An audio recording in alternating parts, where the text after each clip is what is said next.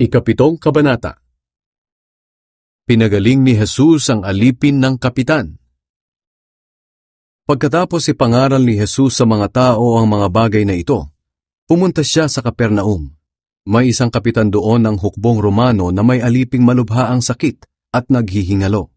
Mahal niya ang aliping ito. Kaya nang mabalitaan ng kapitan ng tungkol kay Jesus, sinugo niya ang ilang mga pinuno ng mga Hudyo para pakiusapan si Jesus na pumunta sa bahay niya at pagalingin ang kanyang alipin. Pagdating nila kay Jesus, nakiusap silang mabuti sa kanya.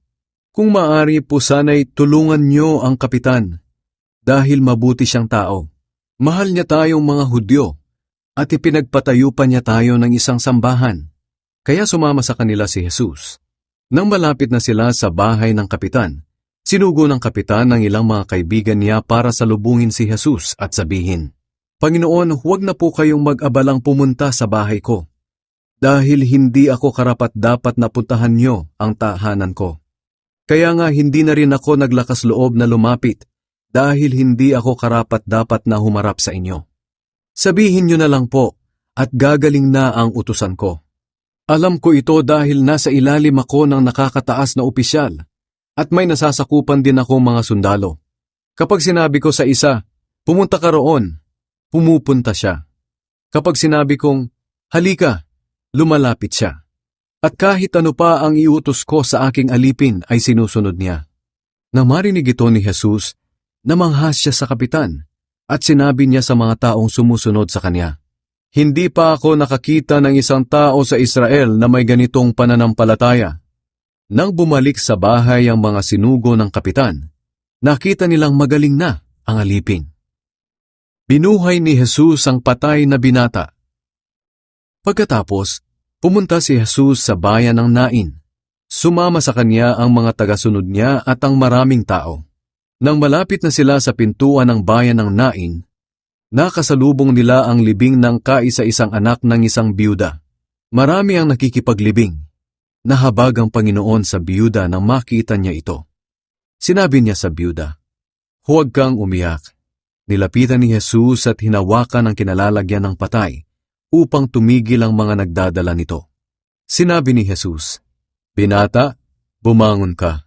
Umupo ang patay at nagsalita, at ibinigay siya ni Jesus sa kanyang ina.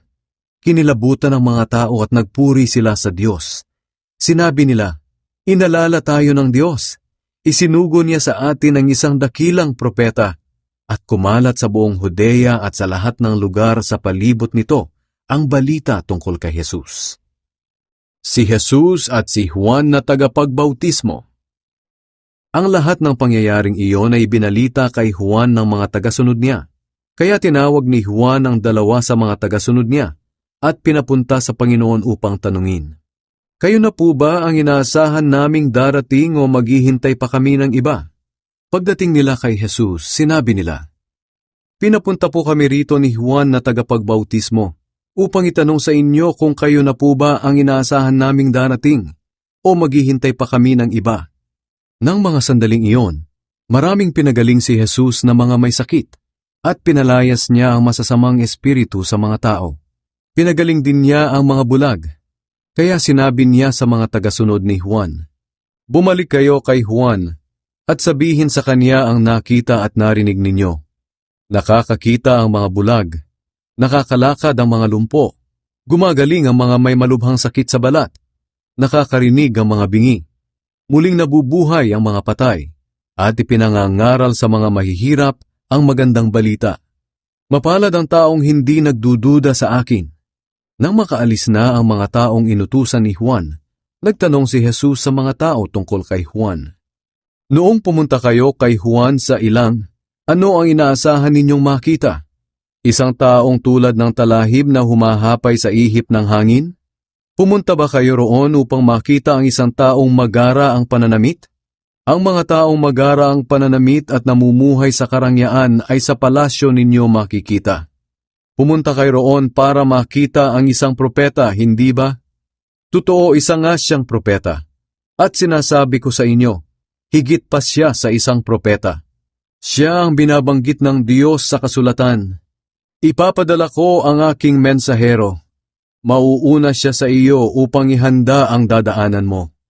Sinasabi ko sa inyo, walang taong isinilang na mas dakila pa kay Juan, ngunit mas dakila pa sa kanya ang pinakahamak sa mga taong kabilang sa kaharian ng Diyos.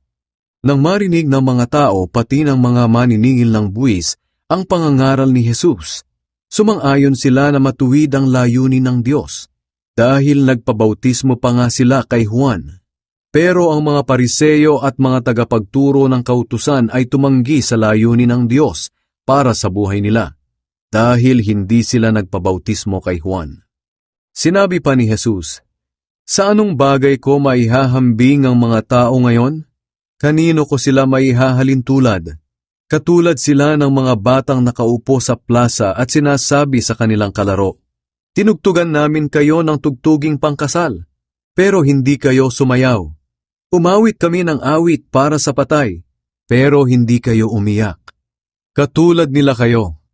Dahil pagdating dito ni Juan na nakita ninyong nag-aayuno at hindi umiinom ng alak, sinabi ninyo, 'Sinasaniban siya ng masamang espiritu.' At nang dumating naman ako na anak ng tao, nakita ninyong kumakain ako at umiinom, ang sabi naman ninyo, 'Ang taong iyan ay matakaw at lasenggo, at kaibigan ng mga maniningil ng buwis at ng iba pang makasalanan.' Ganoon paman, ang mga taong sumusunod sa kalooban ng Diyos ay sumasang-ayon sa ipinapagawa ng Diyos sa amin." Pinuhusan ng pabango si Jesus. Inanyayahan si Jesus ng isang Pariseyo na kumain sa bahay niya. Pumunta naman si Jesus at kumain doon. Sa bayang iyon ay may isang babaeng kilala sa pagiging makasalanan.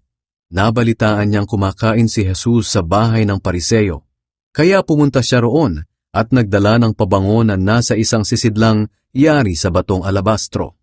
Lumapit siya sa likuran ni Jesus sa bandang paanan. Doon ay umiyak ang babae at tumulo ang luha niya sa paa ni Jesus. Pagkatapos, pinunasan niya ito ng kanyang buhok, hinalikan at binuhusan ng pabango. Nang makita iyon ng Pariseyong nag-anyaya kay Jesus, inisip niya, kung talagang propeta ang taong ito, alam sana niyang masama ang babaeng ito na humihipo sa kanya. Pero alam ni Jesus ang nasa isip niya. Kaya sinabi ni Jesus, "Simon, may sasabihin ako sa iyo." Sumagot si Simon, "Ano po yun, Guro?" Sinabi ni Jesus, "May isang lalaking inutangan ng 2 tao. Ang isa'y umutang sa kanya ng 500, at ang isa na may 50. Nang kapwa sila hindi makabayad, pareho silang pinatawad. Ngayon sa palagay mo, sino sa 2 ang lalong magmamahal sa nagpautang?" Sumagot si Simon, "Sa palagay ko po, ang may mas malaking utang." "Tama ang sagot mo," sabi ni Jesus. Pagkatapos ay nilingon niya ang babae at sinabi kay Simon, "Tingnan mo ang babaeng ito. Nang pumasok ako sa bahay mo, hindi mo ako binigyan ng tubig na ipanghuhugas sa paa ko. Pero ang babaeng ito'y sariling luha ang ipinanghugas sa paa ko, at ang buhok pa niya ang ipinunas dito. Hindi mo ako hinalikan bilang pagtanggap, pero siya'y walang tigil sa paghalik sa mga paa ko mula nang dumating ako. Hindi mo pinahiran ng langis ang ulo ko, pero pinahiran niya ng mamahaling pabango ang mga paa ko. Kaya sinasabi ko sa iyo na ang malaking pagmamahal na ipinakita niya sa akin ay nagpapatunay na pinatawad na ang marami niyang kasalanan. Pero ang taong kaunti lang ang kasalanang pinatawad, ay kaunti rin ang ipinapakitang pagmamahal." Pagkatapos sinabi ni Jesus sa babae, "Pinatawad na ang mga kasalanan mo." Ang mga kasama niya sa pagkain ay nagtanong sa kanilang sarili, "Sino kaya ito na pati kasalanan ay pinapatawad?" Sinabi ni Jesus sa babae, "Iniligtas ka ng iyong pananampalataya. Umuwi kang mapayapa."